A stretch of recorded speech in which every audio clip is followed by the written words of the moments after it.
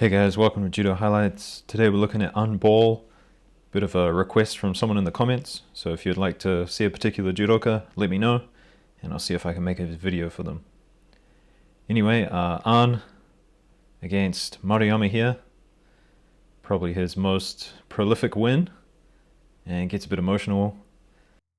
Anyway, let's talk about An and his judo. So very traditional Korean judo. Likes to have one hand on the sleeve, one hand on the lapel. Lots of flicking with his lapel hand. Likes to break grips that way. Likes to move a lot with his kochi, as you see here. But yeah, moving a lot to create space, create distance, so he can jump in there with his seoi nage. He does it on both sides. Nice morote seoi nage here, but he has an Ippons seoi nage on the other side. And some sore surikomi goshi as well. Nothing unusual. A tomoe nage as well, and a good ochigari, as you can see here. So nothing out of the ordinary. Doesn't really do the Korean seoi nage. He keeps it pretty classical. Always has his left foot forward. Very hard to find him out of position. So here you see that elbow coming over the top, and then jumping in there for a tomoe nage. We'll have a look at that again. So it happens so quickly that you might miss it. So his left arm is underneath, and then he brings it above to break balance, bring his opponent down, so it's easier to go in for the tomoe nage. Beautiful work there.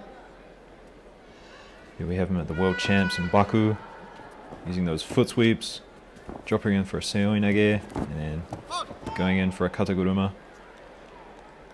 He just does everything really well. It's nothing that you haven't seen before. Just well-timed judo and good entries, good technique. Here he is jumping in for an armbar, but doesn't get it. The old grab the ankles for the trip, but no point in doing that in judo. So here we see him breaking the grip again with his left arm, using movement to find his way in. And not the best entry, but manages to roll it over into a wazari. And against the Mongolian here, he does well to defend, and eventually turns it into a nice ochigari for Ippon there. So he's always aware of his balance. It's hard to find him out of position. And a nice seoi nage here. Two hands on the one side. Flicking, as I said, flicking the gi to kind of get them to bend down. Makes it easier for you to go in. And against Pulayev here from Russia. And gets a wazari and then turns it into a nice arm lock. Gets a tap. So a good transition there by An. And this was recently in Tashkent.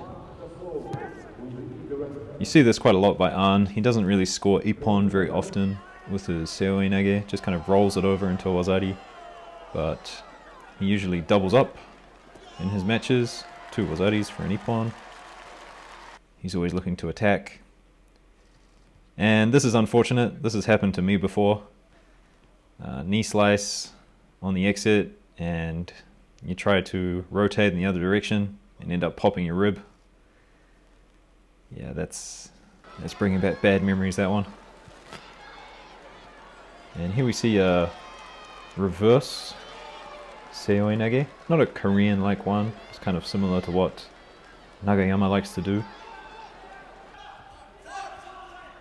We see movement again, but always in position, passing the guard, and straight into it, holding him down for Ippon. And this is the last one, guys, so just a short video today. I'll be coming out with some more highlights before the next tournament, so make sure you're subscribed. Let me know if you want to see any other judoka, and I'll see what I can do. See ya!